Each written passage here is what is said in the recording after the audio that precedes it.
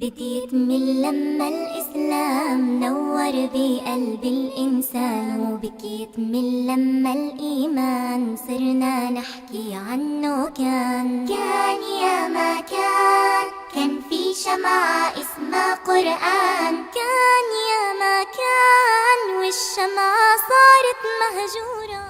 الحمد لله رب العالمين، والصلاة والسلام على أشرف الأنبياء والمرسلين وعلى آله وصحبه أجمعين. أما بعد.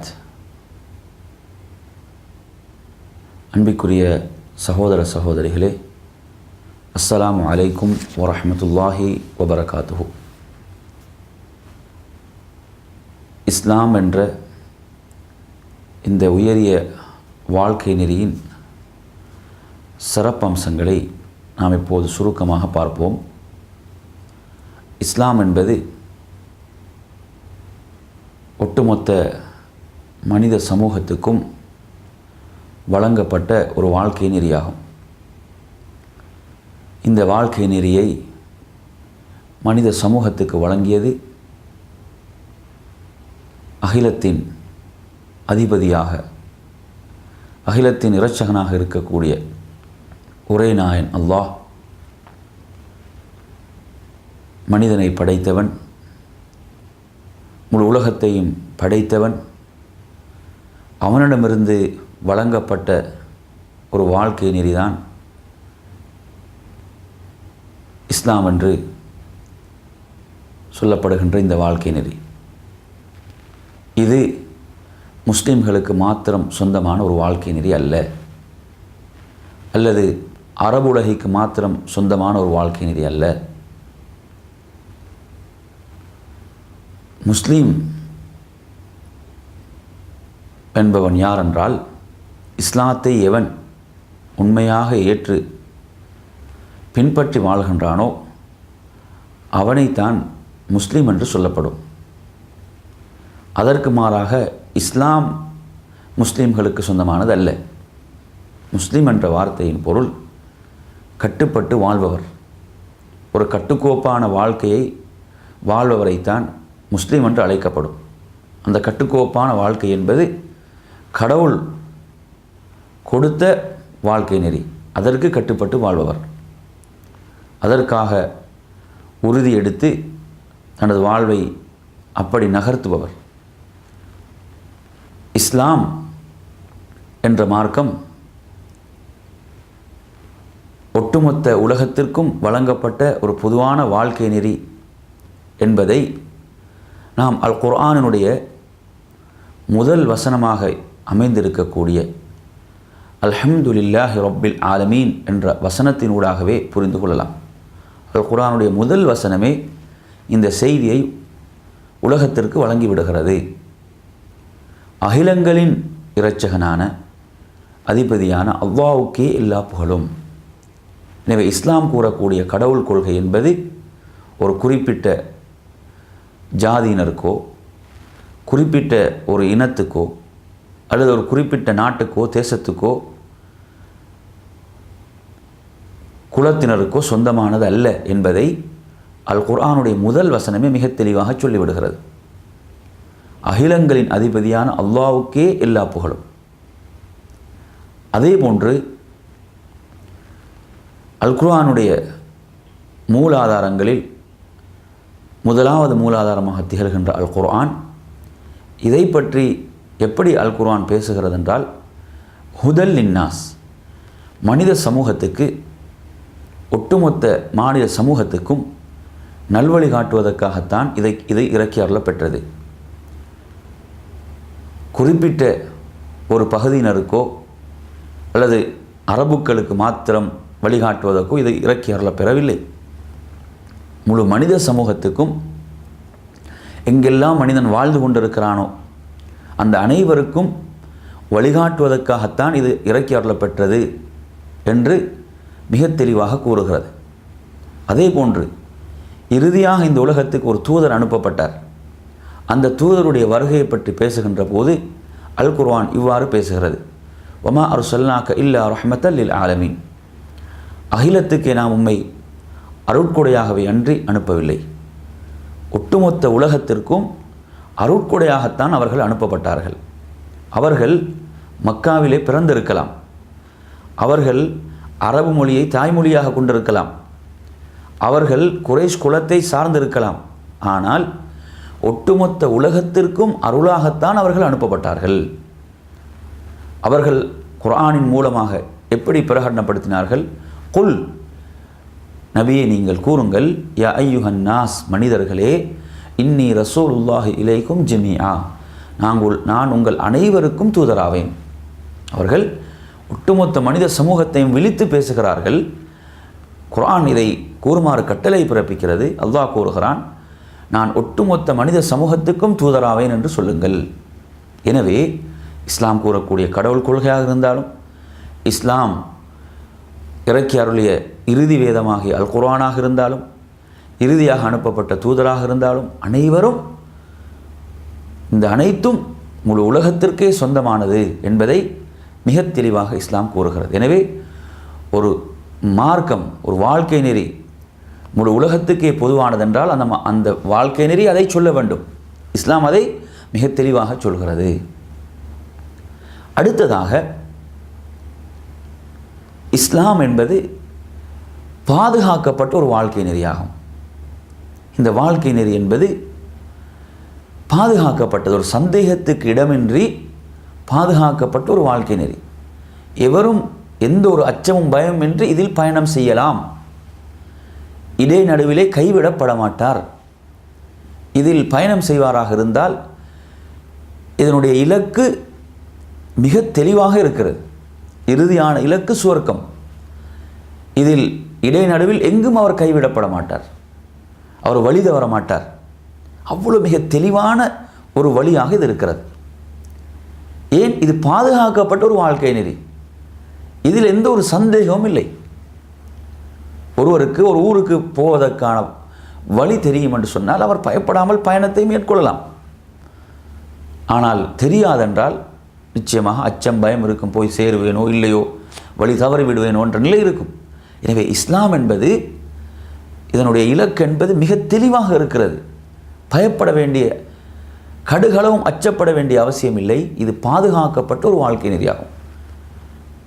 கடவுள் நம்மை படைத்தவன் சொல்கிறான், இன்னா நஹ்னு நஸ்ஸல்னா ذிக்ர வ இன்னா லஹு லஹாஃபிதூன், நாம் தான் இந்த வேதத்தை இறக்கி அருளினோம், நாமே இதை பாதுகாப்போம். இது பாதுகாக்கப்பட்ட ஒரு வாழ்க்கை நெறி.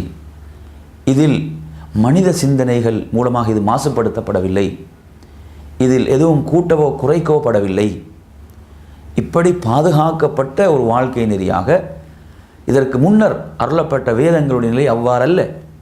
கடவுள் பல வேதங்களை இறக்கி அருள் இருந்தாலும் அதை மக்கள் தங்களுடைய வசதிக்கேற்ப மாற்றிவிட்டார்கள்.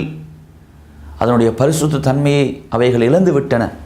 ஆனால் அல் குர்ஆன், இஸ்லாம் என்பது அப்படி அல்ல. இது பாதுகாக்கப்பட்ட ஒரு வாழ்க்கை நெறியாகும். எனவே இதுவும் இஸ்லாத்தினுடைய சிறப்பம்சமாகும். மற்றொரு சிறப்பம்சம்தான், இஸ்லாம் ஒரு முழுமையான வாழ்க்கை நெறியாகும். இஸ்லாம் என்பது ஒரு முழுமையான வாழ்க்கை நெறி. இஸ்லாத்தில் நீங்கள் எதையும் வேறு எங்கிருந்தும் கடன் எடுக்கவோ அல்லது நீங்கள் தற்காலிகமாக எடுத்துக்கொள்வதற்கோ அவசியம் இல்லை. இஸ்லாம் ஒரு முழுமையான வாழ்க்கை நெறி. அதை அவன் சொல்லும்போது, அல்யௌம அக்மல்து லக்கும் தீனக்கும் வ அத்மம்து அலைக்கும் நிஅமதி வ ரதீது லக்குமுல் இஸ்லாம தீனா. இன்றைய தினம் உங்களுடைய மார்க்கத்தை நான் உங்களுக்கு நிறைவு செய்து விட்டேன், எனது அருள்களையும் உங்களுக்கு முழுமைப்படுத்தி விட்டேன், இஸ்லாத்தை உங்களுடைய வாழ்க்கை நெறியாகவும் பொருந்தி கொண்டேன். அப்போ கடவுளிடம் ஏற்றுக்கொள்ளப்பட்ட மார்க்கம் இஸ்லாம். கடவுளிடம் எது ஏற்றுக்கொள்ளப்படுமோ அதைத்தான் நாம் பின்பற்ற வேண்டும். நாம ஒன்றை முடிவு செய்து பின்பற்ற முடியாது. எனவே இஸ்லாம் என்பது மனித கற்பனைகளுக்கு அப்பாற்பட்ட ஒன்று. இது மனித கற்பனைகளில் உருவான ஒன்று அல்ல. மனிதனை படைத்த கடவுளிடமிருந்து கொடுக்கப்பட்ட ஒரு வாழ்க்கை நெறியாகும் இஸ்லாம். எனவே அன்பிற்குரிய சகோதரர்களே, இது ஒரு முழுமையான வாழ்க்கை நெறி. இதில் வணக்கம் சார்ந்த பகுதிகளை நீங்கள் எடுத்துக்கொண்டாலும், கொடுக்கல் வாங்கல் சார்ந்த பகுதிகளை எடுத்துக்கொண்டாலும், குடும்ப வாழ்க்கையோடு சம்பந்தப்பட்ட விடயங்களை எடுத்துக்கொண்டாலும், அதே போன்று நீங்கள் கொடுக்கல் வாங்கல் வியாபாரம் தொடர்பான விடயங்கள் எடுத்துக்கொண்டாலும், ஆட்சி அதிகாரம் தொடர்பான விடயங்கள் அல்லது தனி மனித வாழ்வோடு சம்பந்தப்பட்டது, சமூக வாழ்வோடு சம்பந்தப்பட்டது, அனைத்தை பற்றியும் முழுமையாக விரிவாக வழிகாட்டக்கூடிய ஒரு வாழ்க்கை நெறி. எனவே நாம் எப்போதும் முழுமையான ஒரு வாழ்க்கை நெறியைத்தான் பின்பற்ற வேண்டும். அப்போதுதான் நாம் ஈடேற்றம் பெறலாம். முழுமையற்ற ஒன்றை நாம் பின்பற்றுவதன் மூலமாக ஈடேற்றம் பெற முடியாது. இதுவும் இந்த வாழ்க்கை நெறி இஸ்லாத்தினுடைய சிறப்பம்சமாகும். அடுத்த ஒரு சிறப்பம்சம்தான் இந்த வாழ்க்கை நெறி என்பது மிக எளிதான ஒரு வாழ்க்கை நெறியாகும். சிலர் தவறாக எண்ணியிருப்பது போன்று இது ஒரு சிரமமான வாழ்க்கை நெறி அல்ல. இது மிக எளிதான ஒரு வாழ்க்கை நெறியாகும். அல் குர்ஆன் எப்படி சொல்கிறது என்றால், யுரீதுல்லாஹு பிக்குமுல் யுஸ்ர் வலா யுரீது பிக்குமுல் உஸ்ர். அவன் உங்களுக்கு எளிதைத்தான் விரும்புகிறான். அல்லாஹ் உங்களுக்கு எளிதைத்தான் நாடுகிறான். அவன் உங்களுக்கு சிரமத்தை நாடவில்லை, விரும்பவில்லை. அப்போ அல்லாஹு தஆலா எப்போதும் அடியார்களுக்கு, மனிதர்களுக்கு எளிதைத்தான் விரும்புகிறான், ஒருபோதும் சிரமத்தை விரும்பவில்லை. மற்றும் ஒரு இடத்திலே அல் குர்ஆனில் கூறும்போது, ஃபத்தகுல்லாஹ மஸ்ததஅதும், உங்களால் முடிந்தவரை நீங்கள் அல்லாஹ்வை பயந்து கொள்ளுங்கள், அஞ்சுங்கள். உங்களுடைய சக்திக்கு மீறி அஞ்சுமாறு சொல்லவில்லை. உங்களுடைய சக்திக்கு மீறி நீங்கள் அஞ்ச வேண்டும் என்று சொல்லவில்லை. உங்களுக்கு எந்த அளவு முடியுமோ அந்த அளவு நீங்கள் அல்லாஹ்வை அஞ்சி பயந்து வாழுங்கள் என்று சொல்கிறது. அதே போன்றுதான் அல் குர்ஆன் மற்றும் ஒரு இடத்திலே சொல்லும்போது, லா யுகல்லிஃபுல்லாஹு நஃப்ஸன் இல்லா வுஸ்அஹா, ஒருவருக்கு சுமக்க முடியாத, ஒரு ஆத்மாவுக்கு சுமக்க முடியாத ஒரு சுமையை அல்லாஹ் சுமத்துவதில்லை. அவனுக்கு தெரியும் அது முடியாத காரியம் என்று சொன்னால் ஒருபோதும் அவன் என்ன செய்ய மாட்டான், அதை அந்த பழுவை அவன் மீது சுமத்த மாட்டான். இது இஸ்லாம் என்பது மிக எளிதான ஒரு வாழ்க்கை திட்டம். கொஞ்சம் சிந்தனை செய்து பாருங்கள். அதாவது மனிதனை படைத்த கடவுள், மனிதனை படைத்த கடவுள் மனிதனுக்கு கொடுத்த வாழ்க்கை நெறி. மனிதனை பற்றி நன்றாக யாருக்கு தெரியும்? மனிதனை படைத்தவனுக்கு தான் தெரியும். எனவே அவன் மனிதனுடைய பலவீனங்கள் என்ன, மனிதனுடைய பலம் என்ன, அவனுடைய அனைத்து நிலைகளையும் அறிந்தவனாக அவன் இருக்கிறான். அப்போ அவனிடமிருந்து கொடுக்கப்பட்ட வாழ்க்கை நெறி எப்படி இருக்கும் என்று நீங்கள் கொஞ்சம் சிந்தனை செய்து பாருங்கள். அப்போ அவ்வளோ எளிதான ஒரு வாழ்க்கை நெறியாகத்தான் இஸ்லாம் திகழ்ந்து கொண்டு இருக்கிறது. இது மிக எளிதான வாழ்க்கை நெறி, எந்த ஒரு சிரமம் இல்லை. இதை பற்றி நீங்கள் எவ்வளோ விஷயங்கள் வேண்டுமானாலும் தாராளமாக கேட்டு தெரிந்து கொள்ளலாம். இது அவ்வளோ மிக எளிதான ஒரு வாழ்க்கை நெறியாக இது திகழ்ந்து கொண்டிருக்கிறது. ஒரு மனிதனுக்கு சுமக்க முடியாத ஒன்றை சுமத்தவில்லை. மனிதனுடைய ஆசைகள் நிறைவேற்றிக் கொள்ள வேண்டுமா, இச்சைகளை நிறைவேற்றிக் கொள்ள வேண்டுமா, அதற்குரிய வழிமுறைகளை காட்டியிருக்கிறது. துறவரம் மேற்கொள்ள வேண்டும், அனைத்து ஆசைகளையும் அடக்க வேண்டும் என்றெல்லாம் ஒருபோதும் மார்க்கம் இஸ்லாம் போதிக்கவில்லை. அடுத்ததாக இஸ்லாம் என்பது ஒரு இயற்கையான வாழ்க்கை நெறியாகும். இதுவும் இதனுடைய சிறப்பம்சமாகும். அல்லாஹ் அல் குர்ஆனிலே சொல்லும்போது, ஃபித்ரத்துல்லாஹி அல்லதி ஃபதரன் நாஸ அலைஹா, மனிதனை எந்த இயற்கையான வழியில் படைத்தானோ அந்த இயற்கையான வழிதான் இது. மனிதன் பிறந்த இயற்கையான நெறி இது. எனவே ஒவ்வொரு மனிதனும் தான் எதில் பிறந்தோமோ அதன் வழி பயணம் செய்ய வேண்டும். தான் எதில் பிறந்தேனோ அந்த வழிக்கு திரும்ப வேண்டும், வேறு வழிகளில் இருந்தால். இது மனிதன் பயணிக்கின்ற இயற்கையால் வாழ்க்கை நெறி இதுதான். முதல் மனிதர் ஆதம் அலைஹிஸ்ஸலாம் இருந்து இந்த வாழ்க்கை நெறி தான் மனிதனுக்கு கொடுக்கப்பட்டிருக்கிறது. எனவே இது இடைநடுவில் உருவான ஒன்று அல்ல. மனிதர்களை அடிப்படையாக கொண்டு மையமாக வைத்து கொள்கைகள், சித்தாந்தங்கள் உருவாக்கப்படும் என்றால் மிக தெளிவாக தெரியும்.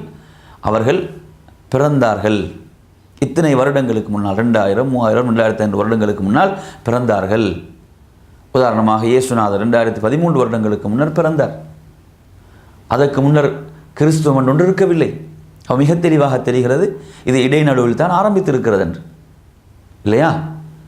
யூதர்கள் மூசா அலைஹிஸ்ஸலாமை கடவுளாக எடுத்துக்கொண்டார்களா? அவர்களுடைய பிறப்பு எப்போதொன்று, அதை விட கொஞ்சம் முன்னால் செல்ல வேண்டும். அப்போ அதற்கு முன்னர் அப்படி ஒன்று இருக்கவில்லை. எனவே இஸ்லாம் அப்படி அல்ல. இஸ்லாம் என்பது இந்த ஒட்டுமொத்த உலகத்தையும் படைத்த கடவுள், அவனிடமிருந்து கொடுக்கப்பட்ட ஒரு நெறி. எனவே இது இயற்கையான வாழ்க்கை நெறியாகும். இது இயற்கையான வாழ்க்கை நெறியாகும். எனவே இப்படியான சிறப்பம்சங்களை கொண்ட ஒரு வாழ்க்கை நெறிதான் இஸ்லாம். இதில் அடுத்த மிக முக்கியமான சிறப்பம்சம்தான் மனிதனுக்கு தலை வணங்குவதோ, மனிதன் தன்னால் உருவாக்கி கொண்ட கற்கள் சிலைகளுக்கு தலை வணங்குவதோ கிடையாது. மனிதன் வணங்குவது தன்னை படைத்த ஒரு கடவுளுக்கு மாத்திரம்தான். ஏன்?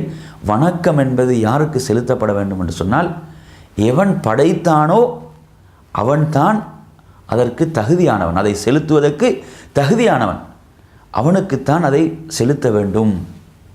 எனவே மனிதனுடைய சுய கௌரவத்தை காக்கக்கூடிய, அவனது அந்தஸ்தை காக்கக்கூடிய ஒரு வாழ்க்கை நெறி இஸ்லாம். உன்னதமான வாழ்க்கை நெறி இஸ்லாம் என்பதை நாம் கவனத்தில் கொள்ள வேண்டும், விளங்கிக் கொள்ள வேண்டும். எனவே நறுமையான சகோதரர்களே, இந்த சிறப்பம்சங்களை விளங்கி நாம் இந்த தூய்மையான வாழ்க்கை நெறியில் பயணித்து இரு உலகிலும் வெற்றி பெறுவோம் என்று கூறி நிறைவு செய்கின்றேன். வஸ்ஸலாமு அலைக்கும் வரஹ்மத்துல்லாஹி வபரகாத்துஹு வ ஆஹிரு தஅவானா அனில் ஹம்துலில்லாஹி ரப்பில் ஆலமீன்.